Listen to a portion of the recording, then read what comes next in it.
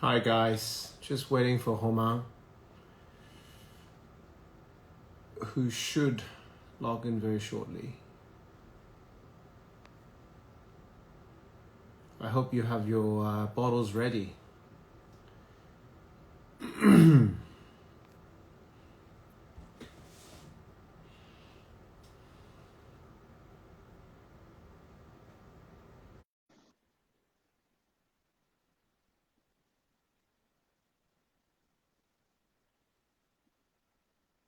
Hi, Paolo. Hey, how are you? Fine, thank you, and you? Good. Hi, everyone. Did you manage to send some photos over at the end or no? I sent you early this morning, but I have checked my email just a minute ago, and I realized that it didn't come through because you know Maybe the files were too the big. size. Yeah, the size was too big. I thought it was less than Okay. 20 gigabit, and I'm very sorry. So Okay, it's you okay. didn't right. It's okay, Uh, don't I, worry. anyway, Okay, good. So how are you today? How's the weather over well, there? very good. Well, the weather is a little bit cloudy today, but Okay. still quite warm. And so we have come to a development in the ripeness over the last few days. Yeah. They're about 15% of the grapes that are really turned, and so it's good. We start to see some pressure of powdery mildew in the vineyard. Okay. Uh, none of the mildew. So I thought at the beginning I would escape from the last treatment, but I would still have to do one more treatment in the vineyard next Right. week. So just to protect the few vineyards that are a little bit more exposed or sensitive to this disease. Which ones are normally more exposed? The one which are usually a little bit closer to the forest. So at that level, Okay. we have Bel Air, the upper part of Bel Air, the village section, Yeah. the upper part of Les Pouliers, and who is quite sensitive as well. And Yeah. for the Chardonnay, we have two in Saint-Romain, which is Angolo and Les Marsins, which are Mm. also a little bit more sensitive than the others. So, but Okay. nothing really dramatic. But you start to see some of the development of the fungus on the berries. And Yeah. so far, we could notice that there were one or two berries that are started to burst actually under the powdery mildew impact. So you can't really go on holiday just yet. You have to watch the the vineyards a little bit. We always have to watch what's going on in the vineyard, yes. But I Okay, have all at right. least So 1 week. yeah, one more week. Okay, so let's talk about history a little bit. Give us an overview of the history of the domain, how it all got started, and a little bit about the story and the background of your family, please. Right. So Taupenot Merme is first the name. Taupenot is the name of my father, who is originally coming from a cute village in the Côte de Beaune, which is Saint-Romain. And this is where actually my father is coming from. And Merme is my mother maiden name. And my mom is coming up from the Côte de Nuit in Moray-Saint-Denis, actually. And so when they got married in '63, and when they took over in '73, they have created the domain Taupenot Merme. So we at the origin we had mostly the vineyards which were coming from my mother side, so mainly Côte de Nuit wines. So shall I remind you, we have vineyards in Gevrey-Chambertin, Moray-Saint-Denis, Chambol-Musigny. And then we have acquired with my sister some vineyards in Nuit Saint-Georges, Les Proliers, in 99, and we have bought also in 2000 some cordon in Ladois. So this is the cordon rognier. And in 2003, we have been farming the part that was farmed by my uncle, Pierre Taupenot in Saint-Romain. So this is how we managed to have some more holdings coming up from Saint-Romain and Hauts-du-Rez mainly, which are coming from my father's side. And so this is how really the estate has recently developed all the vineyards.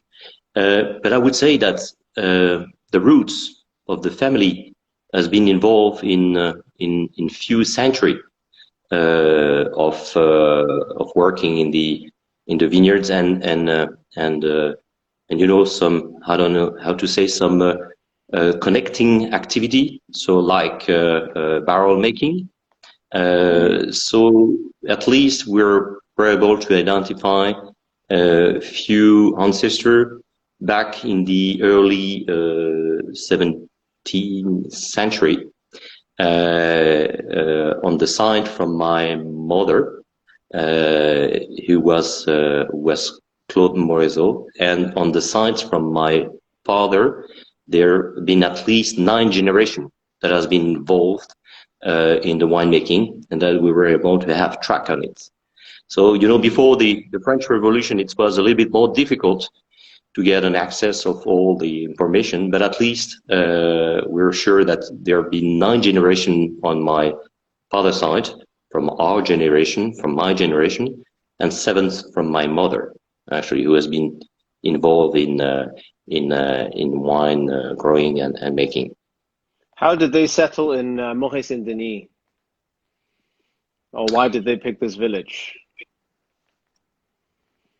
That's a great question.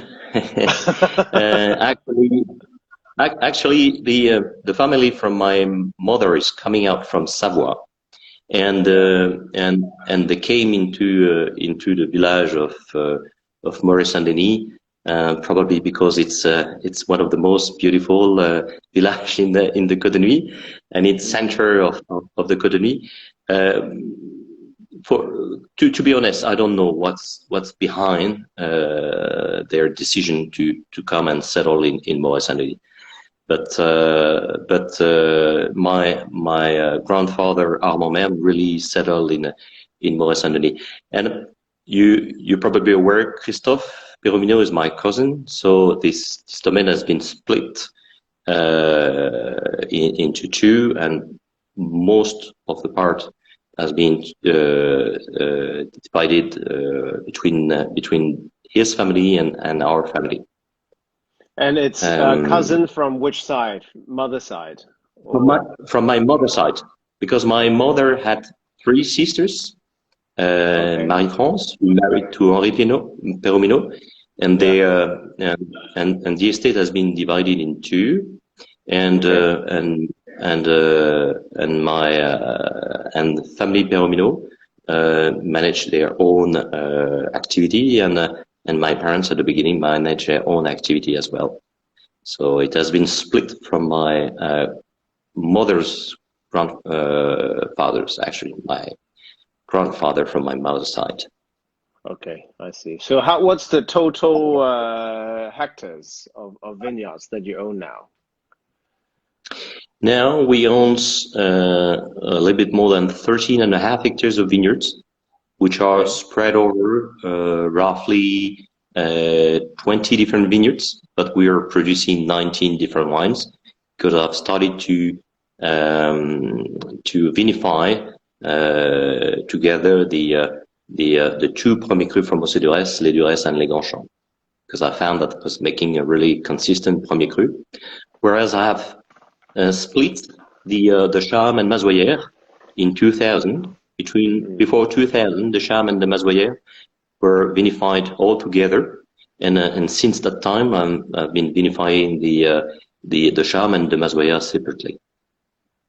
I think they are really two distinctive appellation, And if I would dare, I would say that the charm is typical a Grand Cru, having the expression of the Grand Cru and the character of the Riverside, having more expression of the red fruit characters, and whereas the Mazoyer is probably in terms of expression more Grand Cru of more assembly. This has more black fruit characters. It has more spiciness in it, even some chocolate notes. So this is really more in link with the character of the Motor wines. Okay. And the soil is quite different. Yeah. Please Sorry, finish. Please finish. The soil is quite different, you mentioned. Yeah. Yes, in terms of the vineyard as well. The charme is just facing the Combe de Grisard, so it's on the top of the hill. So this is a very shallow soil, whereas the Mazoyer is a little bit deeper. You have more clay underneath, and you have some stones which are coming from the erosion as well. But even they are both on the crinoid on limestone, they're quite different. And the vineyards, the vine as well, are quite different. Even they were both planted in just after World War II. And part of the charm has been replanted more recently in the 90s. So on the average, the Mazoyer is still a bit older, but they are really, really distinctive in terms of character. You have lots of shot berries, migrants, what we call in the Mazoyer, which usually also give slightly more density, concentration, or layers as well, compared to the charm, which is usually a little bit more monolithic, being quite expressive as well. Sorry, this was not necessarily the subject to talk about this. No. I'm sure there are viewers who would love to hear more about it, even though we're not tasting them today. But going back to you for a few minutes, tell us a little bit about your background, how you arrive at the estate yourself.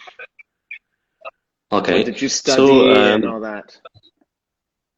That's quite not a typical background that I made, because I actually studied in a high business school in Paris, and I studied in finance. So I've been working for about 10 years in finance before joining the estate. So I worked in French group in France and abroad, and this was more linked to finance actually, and so some fluid, but different fluid actually, and but I've never missed any harvest, except once when I was in Turkey doing my military service in a French group subsidiary. But apart from this, I've never missed any harvest, and before coming back to the estate, have studied in Beaune to study enology and viticulture, and when I came back to the estate, I've been working with my father, but since I was a child, I've been working in the vineyards during my vacation. So, I've never got any disruption between the link I have in the estate, and even I had a work for about 10 years apart from the estate. In finance. So, so I joined the estate in '98, actually. And I've been working for about 3 years in 2 years in Turkey, 3 years in Lyon with a subsidiary of Sanofi, and 3 years in a group which is more linked to concrete estate, which is Le Gris. They were both quoted in the stock exchange market, actually. Okay. So very, very different background to some of your neighbors, because you had the experience in other fields and you managed to, go elsewhere and work as well to get some experience. Exactly. But this is really, really nice to have an education and a background abroad. I think this really gives you an open-minded. And for my kids, I don't even have to encourage them to go abroad. They are really willing to go and work abroad before coming back to the estate. And besides this, I think it gives you also when you have been working in groups, gives you the habit of procedure of to settle things, so that's also helping you in structuring the estate in a way. Yeah. Well, I had good experience with that as well.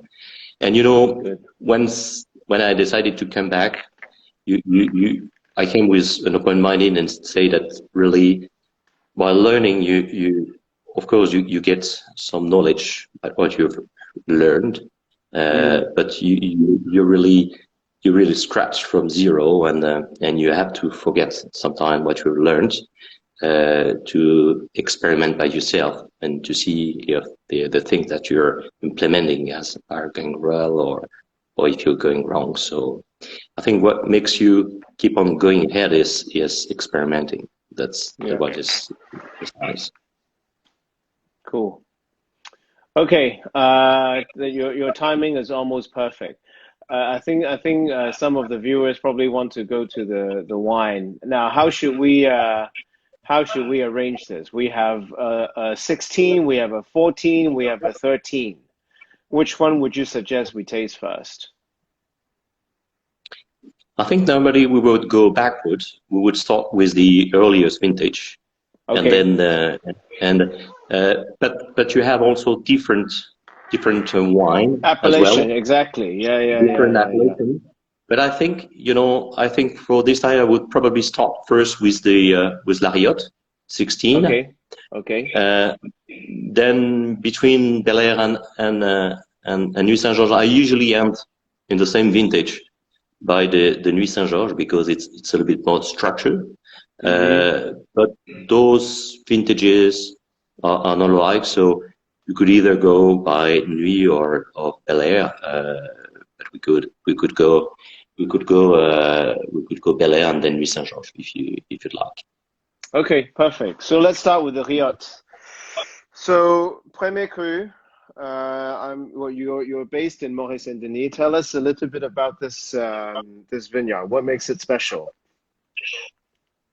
So Lariot is located quite in the center of the village of Maurice-Saint-Denis, where you probably have the greatest Premier Cru of Moret, which are quite typical of the flavors of the Moret wines. This is located just below the Clos Saint-Denis, and in terms of typology of soil, I would say that the Lariot has quite the same typology of soil as the Mazoyère. So it's you have quite a deep soil, lots of clay. You have the same crinoidal limestone underneath, and you may have not as much stone as you have in the Mazoyère on the surface. But this is a vineyard that really hardly suffer from any hydric stress.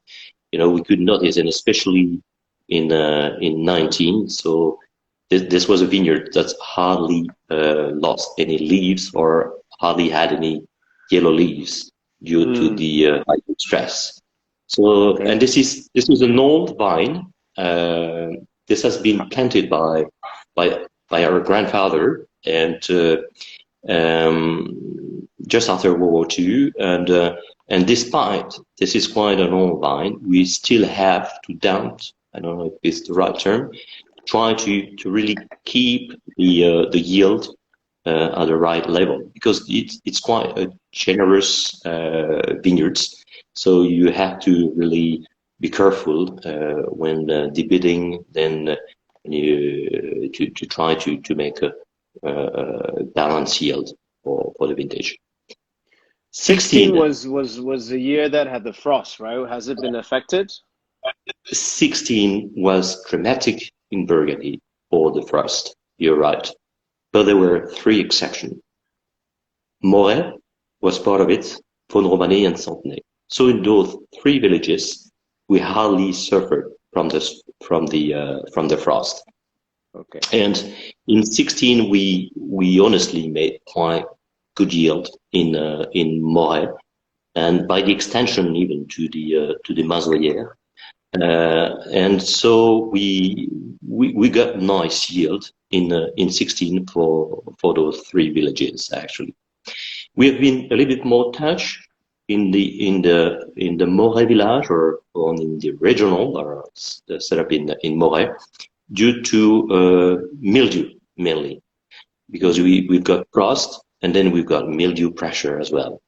But in Moret was really an exception because we had probably about between minus zero point 0.5 and 0 in terms of temperature during the 27th of April, whereas you had about minus 4.5 in Barsanet, which were probably the worst in the Côte de Nuit. Okay. So that's why it really saved us from the frost, and we made natural good yield. Because in 16, yield was quite nice actually. When you saw lots of grapes that were coming out, this was quite a generous yield, and so really, and 16 is coming out as a beautiful vintage.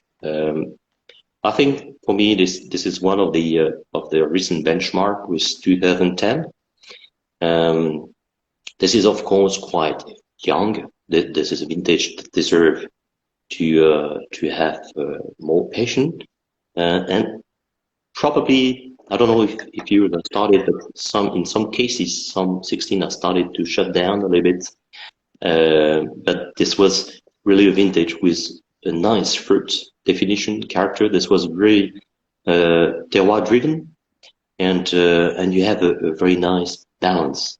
You know, we started the harvest, I think it was on the end of September. It was about the 29th of September. It was quite late because the growing season has been delayed by the frost.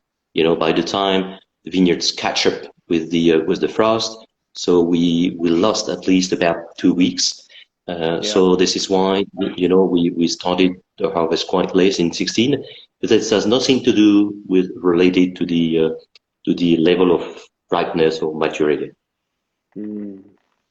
But you know, the way it's showing, it's still pretty open. It hasn't really closed down, and it's showing, you know, very intense and ripe fruit. Of course, it's got the structure that you mentioned, but it's not undrinkable. I mean, it's still giving much pleasure at a very primary early stage.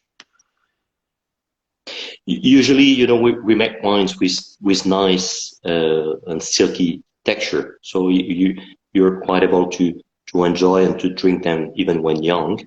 But La Riotte is probably, in terms of the 4 premiers crus that we have in the Côte de Nuit, the one that usually, I should say, probably in the past, not now anymore, or not so much, but this is the one who probably has got a little bit more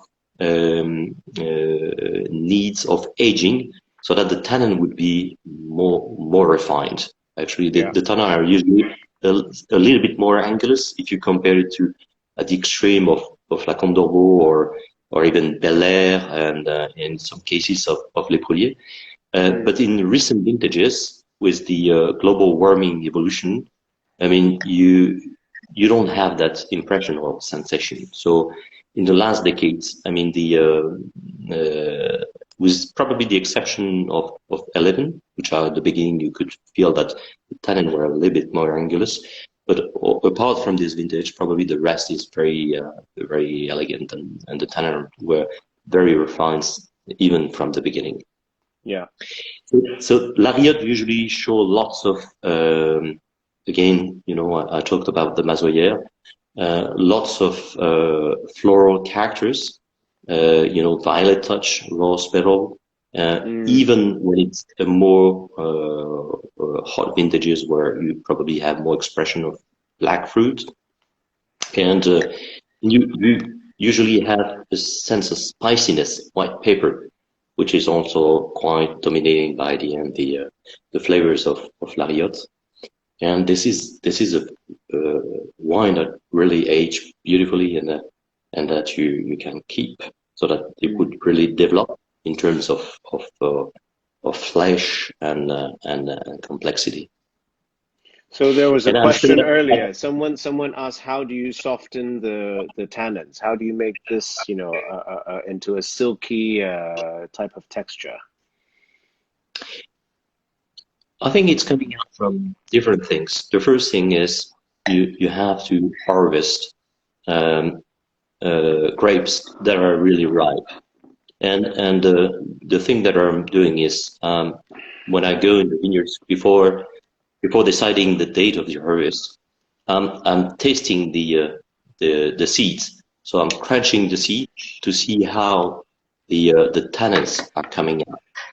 And when they're usually starting to get silky, then for me this is a good sign or good indication of the ripeness of the fruit of the Polyphenol. So this is the first thing. So when you harvest the grapes, make sure that it's really ripe at a good level. Then when we're making the wine, we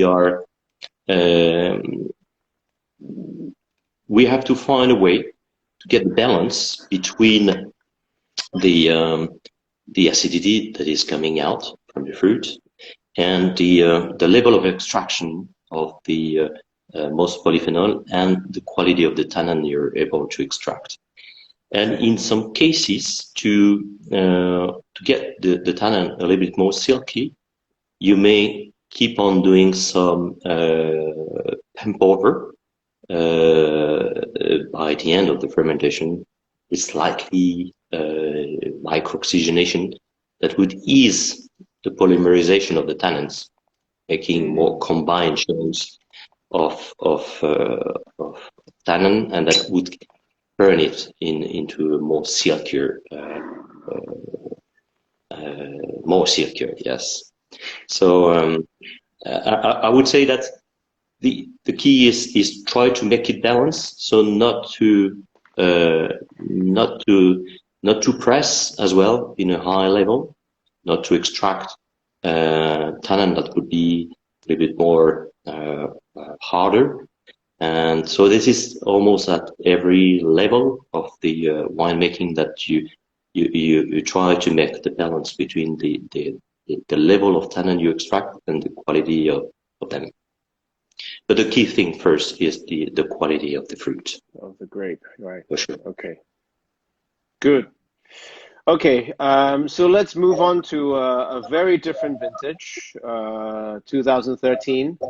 We have the Gevrey, Premier Cru, Bel Air. So tell us about the location of this Premier Cru, please, Romain. Bel Air is quite an exceptional Premier Cru location. If you look at a map, or if you come in Burgundy, you see that it's surrounded just above the Clos de Bèze. And actually, if you look at a map, this is the only appellation which is surrounding Clos de Bèze, which is not classified as Grand Cru. And this is at the same level of the Clos de Rochot. I would say on the same type of soil. Unlike Clos de Rochot. Okay. As Clos de Rochot, yes, at the same level. This is on a Premier limestone, so this is on the younger limestone than the Premier limestone you would find underneath in the Mazoyer, in the Charme, in the Clos de Bèze, in the Chambertin. But this is also the same Premier limestone as you would find in the Clos de Rochot. And you have even some touch of white oil on the surface of the soil. The soil is very shallow due to the slope. This is quite hard slope in some cases, and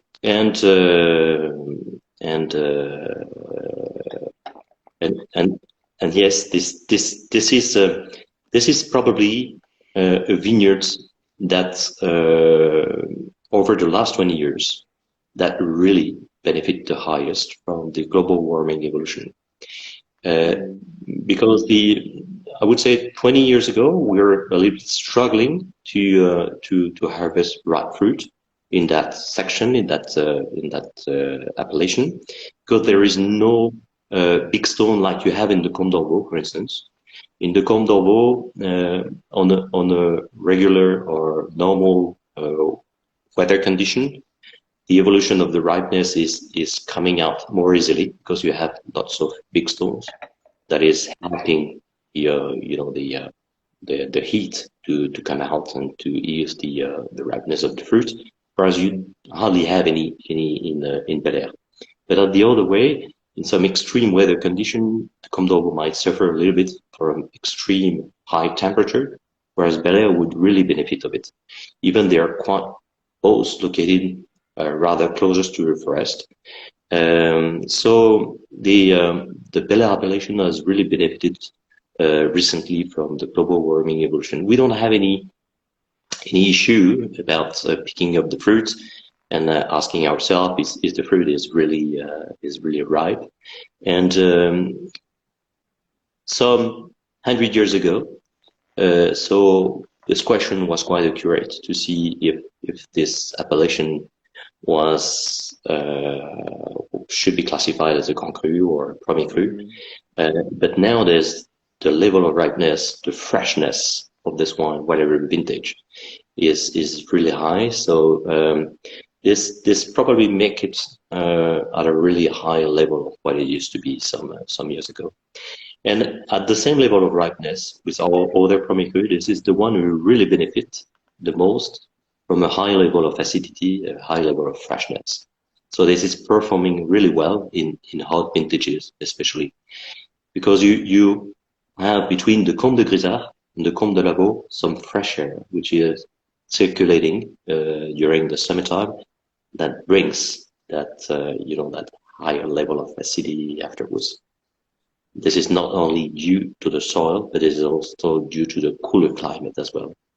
So the so same is level it at of the same elevation as elevation as Clos de Rouchotte? So it's even higher than the lower part of Rouchotte. It's on the same level. If you come here in Burgundy, or if you see from a map, this is at the same level. There is only the upper part of the Bel Air, because Bel Air, you have a classification in Premier Cru, which is below the road, which used to be the road of the train, the taco, and above this is the classification as village. And if you look at the level elevation of the Premier Cru, this is at the same level of the Clos de Rouchotte. Okay. And how about the 13th vintage? It's quite different, quite atypical to the decade of the 2010s because it was a late vintage. Is that right? This was a late vintage, rather like 16, which was quite late, but for a different reason. In 13, we had, I don't know if you remember, but it was mostly the case in Europe. We had lots of flooding during the springtime, and we had water in the vineyards for about 5 weeks in a row. Wow. And I remembered there was even some vines which were covered by water in some cases, and even at the extreme you could see some the piece of wood, I don't know how we call that, the piquet, was really underwater. And I remember that between Moret and Jobret, it took about 8 weeks so that we start to get rid of the water. And there you could see at the time there was lots of tractors who were stuck in the vineyards because it was so wet. So the most of the tractor could not get out of the vineyards.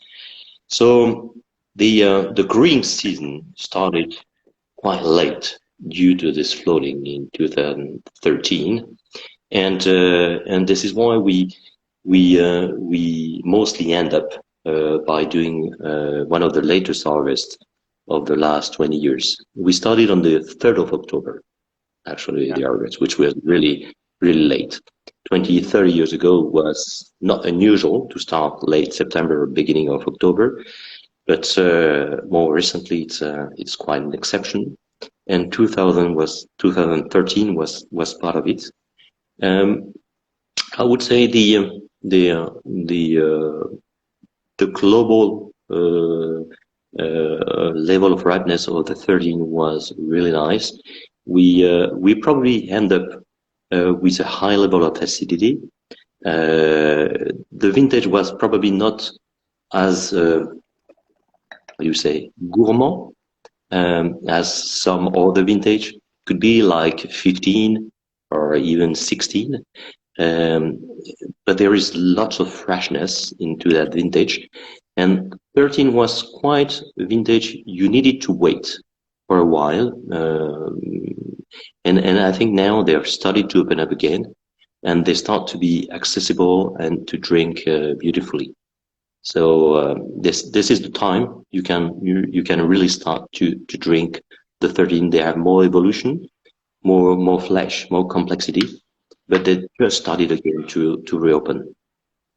I find it to be really delicious. I mean, you're still, closer to the primary, of course, than the secondary, but then you're showing a little bit more of some earthiness, a little bit of leathery notes, and maintaining a great elegance in this wine. But it's showing extremely well. I think with if I don't use the Corvin and I let it breathe for, say, 2 hours, I think this will be quite nice. I might have this with my dinner later. You should open the bottle and drink it for lunch tomorrow. Yeah. No, I've got some friends coming over, so we'll probably pop this. Okay. No, it's brilliant. Okay, so before, when we tasted 13s when they were younger, they were not so pleasurable. Some of them were quite lean and not showing much. But now, after a few years, they are really starting to change. What other vintage would you compare this to? I mean, was 08 like this when it was young, would you say? This is a good comparison with 08. I think that 08 was even probably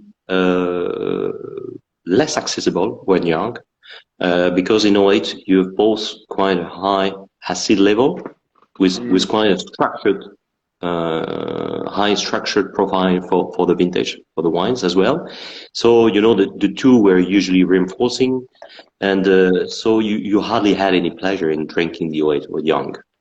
Yeah. And I probably got wrong about the 08 because I thought that this was a vintage that you would not touch for a few decades. And I thought that, due to the high level of acidity and how the wine was really structured, I saw that you would not touch the 08 before at least another 5 to 10 years. But actually the 08 really started to get accessible probably 2-3 years ago, and they're showing beautifully, and they have lots of expression. They are still very fresh, very accessible. They are turning to the 07 characters, being quite elegant and showing some nice floral flavors. But they're a little bit more structure behind, and I think that the 08 can be a good comparison with the 13 of how they're been evaluating. Even I thought that 13 would be accessible younger than the 08, because I think that you didn't have that high level of acidity or the wine was not as structured as the 08. And so, but this is a good comparison between the two vintage. Yes, for sure. Okay, good. So there's a question earlier. Does the global warming help the quality of your Oxyduresse? Certainly, and the Romain as well. Oxyduresse, I think the question was probably linked to the red. But definitely, yes, the red, the Village, the Premier Cru, and even the Saint-Romain, which are more on the altitude, they really benefited from the global warming. Probably I better understood also this climate, but I think that as I say nowadays, there is no more issue about ripeness level. We really have the ability to choose the date, so we have not to turn in the opposite, meaning to harvest overripe fruit, because this would be a way to make unbalanced wine or sometimes tough wine. But nowadays, this is no more an issue or concern, the level of ripeness in almost every area or region in Burgundy, and most of the case, I would say, in France. The more problematic things would be to make wine that are balanced and that are the freshness, digestibility.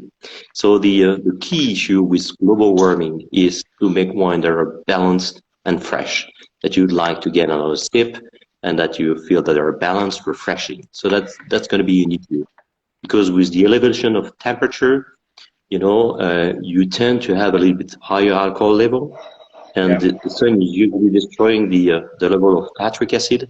So you may have not that balance that make it really shining. So far this is good, but I hope we will not go in a higher extreme. 19 was a high level of alcohol level with a lower level of acidity. We still have good freshness into that vintage, but we should not go above. Otherwise, we'd have some problem into making wine that would keep the freshness and be very balanced. So this is the more issue about that. Okay, good. All right, time flies. We're down to the last wine. Nuit Sanjos, the Proulier, 2014. So tell us about the Proulier. Which part of Nuit is it from, and what's so special about this vineyard, please? Les Prouliers is in the south part of Nuit Saint-Georges. So when you get out of the village by the south, this is right at the end of the village on the right section. So this is vineyards that have quite deep soil overall, and there is the vineyard is about 45 plus, and we usually have lots of meal production. Even this year, I just noticed today that we went. I was in this vineyard this morning, and we have lots of meal this year, and this is almost the case whatever the vintage. The Proulier is probably one of the two exceptions with the Caille of the Nuit Saint-Georges in the south part of Nuit. If you turn them blind, you may figure out that this is coming out from the border of Romain, because you have a very nice elegant into this wine. Again, the tannins are usually very refined. There is no austerity at all in this two climat of Nuit Saint-Georges, and whatever the vintage. And this is not a wine which are really extremely big muscles. This is a wine that are lots of character. This is a wine that are good structure that really need age to develop and that will really benefit from some aging. But this is always very elegant, very nicely refined in terms of tannins. So there's a In question. When 2000, did you acquire the vineyard? How long have you had we this vineyard? And how old are the vines? we acquired the vineyards in '99. Right. Yes. So it was, there was a sell-off from the Chateau de Bligny. There was an insurance company that has sold this chateau, and this was the Saffaire who actually managed the sales. And there have been many applicants to buy.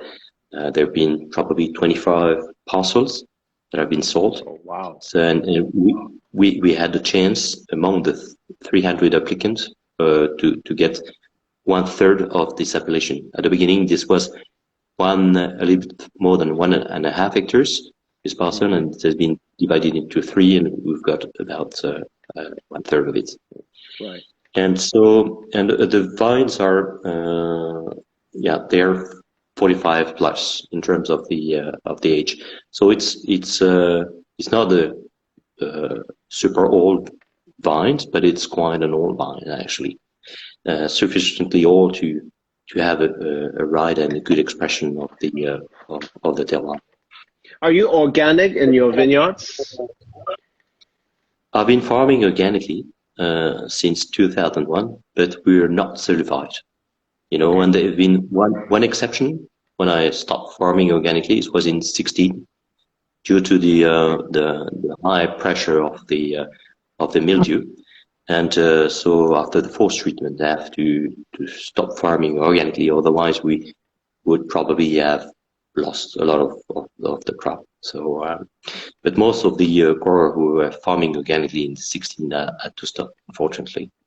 But then So it's the a time, very practical decision, right? I mean, you've been going organic for 15 years, and all of a sudden you really need to do something about it. You did it to save the vineyard. sorry, I didn't No, I catch was what you saying said. no, basically, I said it's probably a very tough decision because from 2001 onwards, you were already organic. But then, after 15 years, because of the situation of the vineyard and the weather, you had to do something, and you just pulled the trigger. Oh yeah, exactly. And in 2012, this was also very difficult year to manage because there have been also a high pressure of mildew. And I'm convinced, when you farm organically, you have less ability to fight against mildew when you farm organically. And in 12, I had to do at least 13 or 14 treatment in the vineyards to struggle against the pressure, the mildew pressure. And even though for the first time we lost about 25% of our crop in the Mazoyère, whereas if you think that Mazoyère is an appellation which is normally not very sensitive at all for mildew due to exposure, so this was quite a nightmare, and I didn't want actually to come back in farming this way in 12. Even the problem was more advanced. So the pressure of mildew started earlier in 16 even than in 12. So this was quite a difficult decision to take when you're convinced that you're farming this way. But we have at least managed to harvest some fruit as well. So Yeah. And but anyway, 16 I think is a great vintage. Okay. Talk about 14, as please. for the 14, We only have a few more minutes, so please talk about 14 vintage. Yeah, 14 vintage. 14 vintage was, if you remember, in the early 10s, we were struggling to increase our yield because after 10, after 12, 13, we had really low crop, and from 10 to 16 actually, I've calculated that we lost almost 3 crop during that period. And for the first time in 14, we started to have a more generous crop that were coming out. So we were really happy. So till July, we had a nice weather, but August was a disaster. it was raining all the months, and we started to have few outbreaks of rot that were coming out, and we had this Suzuki issue in 14. This Suzuki fly that were coming and sticking the berries, licking, and you could feel that it was also smelling vinegar in the vineyards, and so we, at the end of August, we were really almost crying, and I was about to decrease the yield by half in 14 at the end of August, because the level of the crop was not sustainable with the evolution of the ripeness and the harvest deadline. Yeah. But in the beginning of September, the weather radically changed. We started to have a northern wind that blew, and then the summer came out, and within a period of at least 2 weeks, 3 weeks, so the few outbreaks of rot started to dry, and the evolution of the ripeness was coming out very nicely. So in 14, there were people that were really stressed by the Suzuki issue, because they were part of developing this problem of rot. Was it everywhere? So, Côte de Beaune, Côte de Nuit?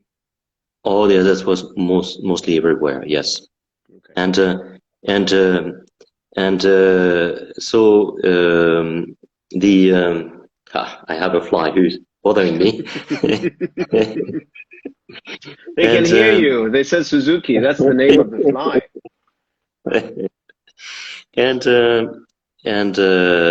Yes, so you have to. I think the one who took the decision to harvest quite late. We started around the mid of September. Really got nicely ripe fruit, and with a good balance, with a good level of acidity, and I think the vintage finally turned out to be very nicely. We had at the beginning, the first part of September, first week, we had to get rid of all the herbs, because there have been lots of herbs that were coming out by hand, because you could not remove it by tractor, by plowing, and we have to get rid of some rot grapes that are starting to come out into some vineyards as well. So we had quite a lot of work in the vineyards to do in the first 10 days during September, but then afterwards we had a really lovely level of ripeness in that vintage, and for me this is a surprising vintage. And I remember I made a comparison with 78 for that vintage. This was a vintage that, I don't know if you remember, but at the beginning, no one was discussing, or very few people. So I don't remember. Very few people pay attention to that vintage. But then this is only 6-7 years later that people realized that was a great vintage. And in 2014 has really the capacity, the status of a vintage like 78. And that's going to be really a brilliant vintage in a few years. Even if you could feel there are good, nice fruit, good concentration, nice acidity on the back, really balanced, and this is more typical as a Burgundian vintage, I would say, than 15. More generous, more gourmand, I would say, and I really love that vintage. Good. Well, we've only got 2-3 minutes left, because after 1 hour sharp, they just cut us out. Is there anything you want us to know about Burgundy now? What's happening, and how's the vintage 2020 looking? The vintage this year is one of the earliest vintage we had. We probably encountered about 3 weeks to months in advance, and we never had that advance in the vintage. Even in '03 we started on the 28th of August, so we started quite early. But this was mainly because we lost half of the crop on the 8th of August, because half of the crop had burnt under the sun. So the speed up of the ripeness has been increased. But in 20 we hardly had any winter. During the confinement, we had beautiful weather. It was almost like summer. We didn't suffer from a lot of hydric stress. We didn't have really extreme high temperature this year. So, the photosynthesis is coming out very nicely. We have a balanced crop, quite generous at the beginning. So we had to be quite severe by pruning or by doing green pruning. So far, everything looks beautiful on the 2020 vintage. So we hope we won't have any trouble with hail. But as I said at the beginning, we started to have the veraison, which is coming out, and it's coming out quite rapidly. So we expect the harvest to start at about around 25th of August this year. Okay, so just a short holiday for you then. Short holiday, yes. We have to be. Okay, well, Romain, thank you so much for your time. It's always good to talk to you. We haven't seen each other for a few months, but I hope I'll be able to make it to Burgundy later this year, and that the virus will be, gone and long disappeared. So all the best in your upcoming harvest, and have a good summer. Thank you so much, Paolo. And you're very welcome. And thanks for everyone to have listened to this chat, and hope you learn a little bit about the estate and my philosophy. Even if we hardly talk about my philosophy for winemaking, but that's another story. Everybody drink more Taupenot Merme. Okay, great. Bye. See you. Bye-bye. Cheers.